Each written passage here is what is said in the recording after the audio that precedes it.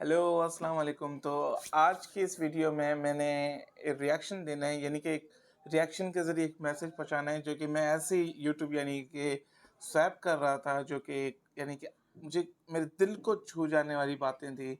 और video start करने से पहले मैं ये कहूँगा कि आप ये मत देखो कि इस वीडियो में कौन कौन कह रहा है, बल्कि ये देखो कि क्या कह रहा है। तो बिना टाइम वेस्ट किए इस वीडियो को देखते हैं, और अगर ये वीडियो आपको अच्छी लगे तो एंड में आप मुझे सब्सक्राइब भी कर दीजिएगा। शुक्रिया। औलाद जो है वो बड़ी सोच समझ के लोग पैदा करते हैं और बड़े सोचे समझे एक मनसूबाबंदी के तहत। और वो उनका पैदा करने का मकसद जो है ना, बेशक हम माने या ना माने, हम बेशक इसको इख्तलाफ कर दें, लेकिन मकसद जो है वो मुनाफा कमाना ही होता है औलाद से। जो औलाद मुनाफा ना दे उसको तो हम कहते हैं नाफरमान। मेरी बात सुनो, सिगरेट नहीं पिलाते थे, चाय पिला दो यार, कितनी ठंड लग रही है। हमारी जो मेंटेलिटी है ना, नेचुरल तौर पे मेंटेलिटी, वो है मुनाफाखोरी। चाहे वो औलाद हो चाहे कोई और हो, हम मुनाफा चाहते हैं और उस मुनाफे के लिए हम इन्वेस्ट करते हैं। हम पैदा करते हैं बच्चा पैदा करने के बाद उस पर इन्वेस्ट करने के बाद उस पर जब पैसा हम लगाना शुरू करते हैं, उसके बचपन से जो शुरू होती है, उसकी दूध के डब्बों से शुरू करें, उसके खिलौनों से शुरू करें, उसको आगे मजीद बड़ा होकर वो कॉलेज यूनिवर्सिटी तक भी चला जाता है। तो हाँ, हम किस लिए, हम क्या तवक्को कर रहे होते हैं? हम तवक्को ये कर रहे होते हैं कि ये एक बड़ा अफसर बने, जो बाप ने कमा के इस पे पैसा लगाया है वो पैसा भी ये वापस करे कमा के में। लेकिन एक मजेदार बात ये है कि जो गरीब है ना, उस तबके में जो बच्चे पैदा होते हैं ना, उन पे इन्वेस्टमेंट नहीं की जाती, उनसे डायरेक्ट मुनाफा कमाया जाता है। मतलब कि आप देख लें कि बचपन में भी कोई उनको ना खिलौने मिलते हैं, बचपन में ना ही उनको गर्म कपड़े मिलते हैं, उन्हें कुछ भी नहीं मिलता। सिर्फ और सिर्फ वो माँ बाप की मुनाफाखोरी के लिए पैदा किए जाते हैं कि भी वो सुबह जाएं और जाके कमा के लाके या बाप का नशा पूरा करें या लाके अपने घर में राशन लेके आएं। और वो छोटे छोटे बच्चे आपको वर्कशॉप पे नजर आते हैं, आपको घरों में नजर आते हैं, आपको हर जगह पे नजर आते हैं। और उनको देख के हम ये कह रहे होते हैं कि ये तो घर के बड़े हैं। वो घर के बच्चे ही हैं, बड़े कब हो गए वो? तो हम जो छोटी क्लास है, जो छोटा तबका है, वो तो बच्चे को 6-7 साल की उम्र में वो लगा देता है पैसे पे, मुनाफा कमा के लाओ। और जब तक वो जिंदा रहता है वो मुनाफा कमाता रहता है। और अगर वो मुनाफा कमा के देने से इनकार कर दे, अगर वो मना कर दे, अगर वो अपनी जगह को चैलेंज कर दे, तो हम क्या कहते हैं? नाफरमान। ओए होए होए, अल्लाह ने तो कहा था उफ भी ना करना, तुमने उफ कैसे कर दी? फिर उसको इतना हम ज्यादा डराते हैं कि अब तो तुम्हारे ऊपर जन्नत वाजिब हो गई है। तुम हाँ, इस चीज़ को समझने की ज़रूरत है, क्योंकि जैसे हमारे में बताया जाता है कि जी बड़े की बात सुनो, लेकिन किन किन बातों को सुनना चाहिए ये नहीं बताया जाता। तुम तो अब जहन्नुम में जाओगे। गरीब लोगों के घरों में जाए ना, तो उनके 10-10, 20-20 बच्चे होते हैं, 15 बच्चे, 10 बच्चे, 60 बच्चे, और हम माशाल्लाह कह रहे होते हैं। हम कहते हैं माशाल्लाह 15 बच्चे हैं गरीब के घर में, माशाल्लाह 20 बच्चे हैं गरीब के घर में। उस गरीब के पास बैठ के अगर आप कभी ये पूछ लेना कि भाई तुम इतने बच्चे तुमने क्यों पैदा किए, तुम ना पैदा कर, तुम गरीब थे, थोड़ा पैदा कर लेते, तो वो क्या कहेगा आगे से? अल्लाह ने जड़ियां रूहां दुनिया ते भेजनियां उन्हें आना ही आ, फिर मैं तो नहीं रोक सकता। मैं किवें रोकां? अल्लाह इन्हां दा जिम्मेदार, अल्लाह इन्हां दा रिज़्क भी जिम्मेदार, अल्लाह इन्हां दा जिम्मेदार। मेरी जिम्मेदारी कोई नहीं, मेरी जिम्मेदारी ना तो मुनाफा कमाना पर पैसे कमाने मेरी जिम्मेदारी। और इवन के गरीब की मेंटालिटी आप देख लें, लोअर मिडिल क्लास के जो बच्चे मर जाते हैं ना, रेप होकर जो मरते हैं, उनके भी वो पैसे लेते हैं, 10 लाख 15 लाख रुपया वो लेते हैं। गरीब के यहाँ ये होता है, हर गरीब के कहाँ होता है ये जाके देख लें। और ज्यादातर पैसे इसलिए भी ले देते हैं कि इंसाफ नहीं मिलता उन्हें। तैयबा तशद्दुद केस में उसके वालिदैन जिम्मेदार है और कोई भी जिम्मेदार नहीं। मेरा हाँ, इस बात में मैं ये साथ दूंगा कि इंसाफ ना मिलने की वजह से, क्योंकि मैं मतलब अपनी कंट्री के अगेंस्ट कोई बात ना मेरा करने का है। ओवरऑल यानी कि अच्छा है, लेकिन हाँ इस छोटे सी पॉइंट की वजह से हाँ ये इस तरह के वाक़ये देखने को मिलते हैं। मेरा बच्चा जाके किसी की कोठी में काम कर रहा है, 7 साल का बच्चा, तो मैं जिम्मेदार हूँ ना उसकी। पैदा तो मैंने किया था, लोगों को तो मैं जाके बताती फिर रही हूँ कि इसको काम करने की जरूरत नहीं, इसका रिज़्क का जिम्मेदार तो अल्लाह ताला है। तो फिर आप ये अंदाजा करें कि कौन जिम्मेदार? मैं एक बच्चा है 7 साल का और मुझे पता है कि ये माशरा इतना खतरनाक है कि यहाँ पे बच्चा निकलेगा तो रेप होके मर जाएगा, मैं जानती भी हूँ। और फिर मैं उसको एक घर में जाके भेज दूँ तो कौन कसूरवार है? मैं कसूरवार हूँ। हमारे यहाँ उस गरीब तबके से निकल के आगे लोअर मिडिल क्लास तबके में चले जाएं। मिडिल क्लास तबके में तो एक सिनेरियो डिफरेंट है, सबसे तकलीफ दे जिंदगी मिडिल क्लास तबका गुजार है हमारे। उस मिडिल क्लास तबके में अगर आप 4 बच्चे पैदा कर लेते हैं तो उनमें से जो बड़ा होता है उसकी जिम्मेदारी छोटों को संभालना होता है। उसकी जिम्मेदारी होती है कि भाई आप बाप के बाद तुम ही बाप का बाजू, उसको शुरू से सिखाते तुम बाप का बाजू, तुम बाप का बाजू, तुम बाप का बाजू। और वो बाजू को हम बाहर भेज देते हैं जलील होने के लिए। वो बेचारा बाहर कितनी मुश्किल से कमा रहा होता है परदेश में, ना तो उसके पास हुनर होता है ना उसके पास तालीम होती। बाहर भेज के सऊदी अरब में वो मजदूरी करता है बेचारा, सड़क पे वो सोता है। लेकिन हमारे घर में देख लें जो वो शहनशाह होते हैं, हमारा बेटा बाहर गया है, ठीक है, हमने पैदा नहीं, ये चीज़ मैंने खुद देखी है। जब मैं यानी कि दुबई मैं गया था, तो मैंने वहाँ पे ये लिटरली चीज़ देखी है कि जो हमारे पाकिस्तानी बेचारे जिनकी फैमिलीज़ यहाँ पे एक लेविश किस्म की लग्ज़री लाइफ़ गुज़ार रही होती हैं, लेकिन अगर वो जहाँ रह रहे हैं जाके देखें, यानी कि इस तरीके से उनके रूम होते हैं या इस तरीके का उनका रहन-सहन बना होता है, अगर वो देख लें ना, खुदा की कसम वो उन्हें जाने ना दें। इस तरीके का यानी कि वहाँ माहौल हुआ खड़ा होता है। कर दिया, पैदा करके उसको हमने बाहर भेज दिया। बाहर भेज के अब भाई हमारा तो मसला हल हो गया, हमें तो भाई मुनाफा बख्श चीज़ मिल गई। अब वो वहाँ पे मरे, वो कटे, वो भूखा सोए, हमें आईफोन 11 वो पहुँचाए। हमारे घर में पैसे वो लाजमी पहुँचाए, छोटे भाई की फीस और कॉलेज की बाइक और उसका खर्चा वो ज़रूर पहुँचाए, ताकि जब घर वाले आके पूछेंगे भाई इतनी अय्याशी कहाँ से कर रहे हो, तो हम कहेंगे बेटा बाहर गया होगा। तो हमें सबको पता है कि हज़रत उमर ने जो दौरे खिलाफत था उसमें उन्होंने पेंशन को शामिल किया था, और वो पेंशन को शामिल इसीलिए किया था कि एक इंसान जो पूरी ज़िंदगी अपनी एक हुकूमत को दे रहा है, एक रियासत के अंदर एक खिदमत कर रहा है, तो बुढ़ापे का सहारा तो हुकूमत बनेगी उसका।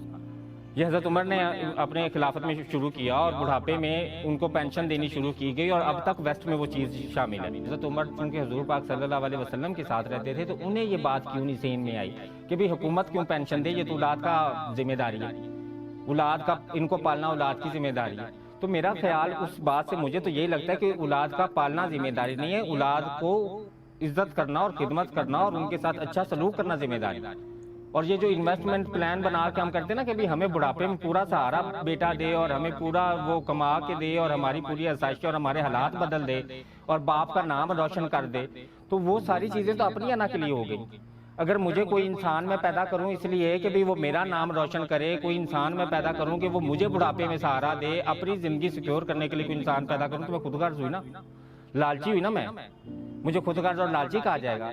लेकिन अगर मैं एक इंसान इसलिए पैदा करती हूँ, एक इंसान इसलिए जो है वो माशरे में उसकी तरबियत करती हूँ, उसको अच्छा इंसान बनाने की कोशिश करती हूँ कि कल को माशरे में ये एक अच्छा किरदार अदा कर सके। तो इन दोनों सिनेरियोज में कितना इख्तलाफ है और कितने ये मुख्तलिफ चीज़ें। और हमारे यहाँ आप सच बताएं कि किस लिए बच्चा पैदा किया जाता है? क्या माशरे में बेहतरीन और मुस्बत किरदार अदा करने के लिए पैदा किया जाता है, या अपनी ज़ात और अना को तस्कीन देने के लिए पैदा किया जाता है? आप बच्चा पैदा नहीं करते तो सबसे ज़्यादा डर ये होता है दुनिया खुसरा ना कह दे। ऐसे ही है ना कि मैं झूठ बोल रही हूँ, तो मजबूरन अगर पैदा करना पड़ जा रहा है तो फिर उसके बदले में एक मुनाफा जरूर होना चाहिए, एक इन्वेस्टमेंट प्लान जरूर होना चाहिए। हमारे माँ बाप अपनी औलाद को अपनी मर्जी से शोबा चूज करने देते हैं?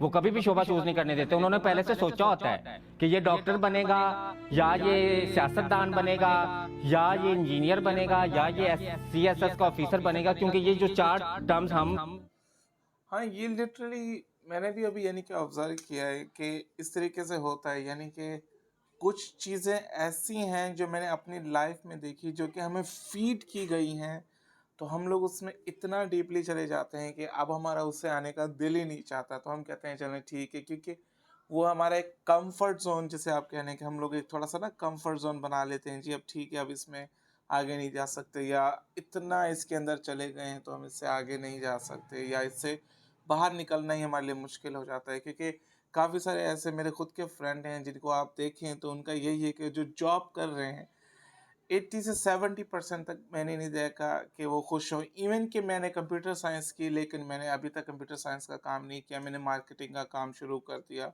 उसके अलावा फ्रीलांसिंग है इस तरीके का। तो ये मैंने लिटरली चीज़ देखी है कि कुछ ड्रीम्स या कुछ जो लोग जॉब्स कर रहे हैं वो कर रहे हैं जो उनके पेरेंट की तरफ से या उनके इर्द-गिर्द जो माशरा है उसकी तरफ से वो फीड किए गए हैं।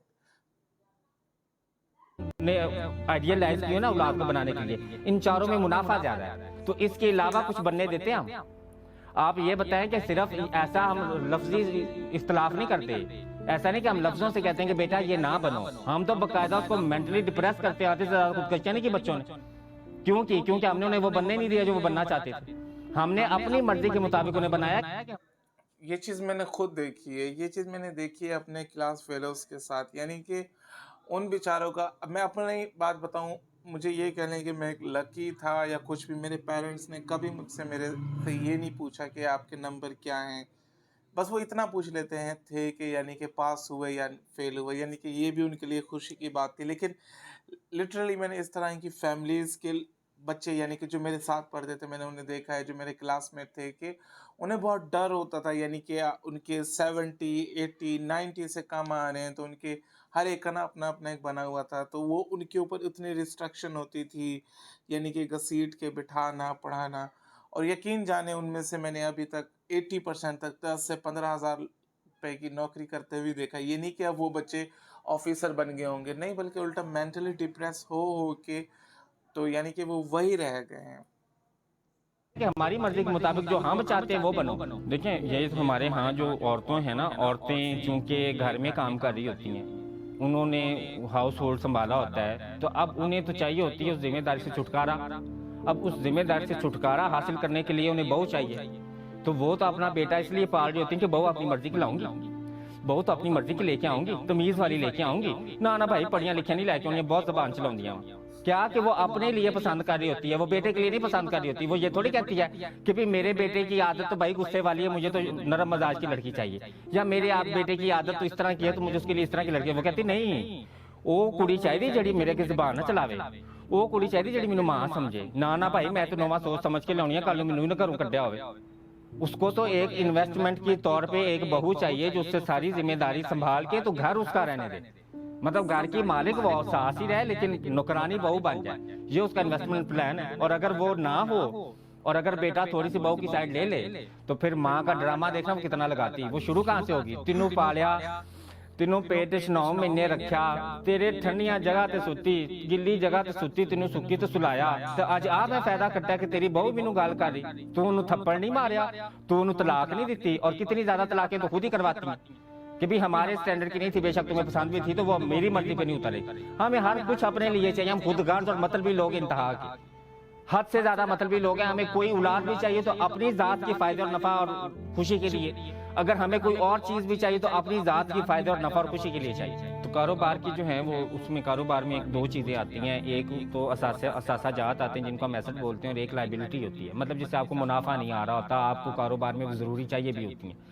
तो मसला ये है कि उसमें जो हमारे खानदान फैमिली सिस्टम जो वालदैन है ना, उनके लिए लाइबिलिटी वो बेटियां हैं जिनके वो नसीब से बहुत डरते हैं, और जिनको पैदा करते हैं वो बड़ा रोते हैं कि ये तो मुनाफा नहीं कमा के देगी, ये तो पराये घर चली जाएगी, इससे कहाँ से पैसा आएगा। तो बेटियों से तो शुरू से हम जान छुड़ाते हैं। ये तो पिछली सदी में चले जाए तो वो कहते थे तो बेटी को पढ़ा लिखा के क्या करना है, बेटी को कुछ भी देके क्या करना है, इसने तो पराये घर जाना है, इसने कौन सा यहाँ पे रहना है। लेकिन आजकल चूंकि आपको मैंने बताया कि हमारी हवस और लालच इंतहा को पहुंचा हुआ है, आजकल तो बेटी को पढ़ाना जरूरी हो गया क्योंकि शादी नहीं होती, वो लाइबिलिटी से जान नहीं छोड़ती अगर उसको पढ़ाए ना। तो पूरी गुफ्तगू का जो लुबे-लुबाब था वो एंड पे चूंकि आप हल तलब करते हैं कि भाई हल भी बताना चाहिए, तो इसका हल जो है ना वो 3 सेक्टर पे मुश्तमिल है। पहला सेक्टर तो रियासत है। पहला सेक्टर रियासत इसलिए क्योंकि जो बच्चा रियासत के अंदर, स्टेट के अंदर पैदा होता है, वो रियासत उसकी जिम्मेदार है, और उस स्टेट के अंदर जो बूढ़ा इंसान मर रहा होता है उसकी जिम्मेदार भी स्टेट ही होती है, क्योंकि टैक्स पेयर है ना, टैक्स हम लोग दे रहे हैं। अब ऐसे आप लोग समझेंगे कि पता नहीं ये अखलाकी फर्ज है स्टेट का, अखलाकी फर्ज नहीं, उसकी जिम्मेदारी, क्योंकि टैक्स हम दे रहे हैं।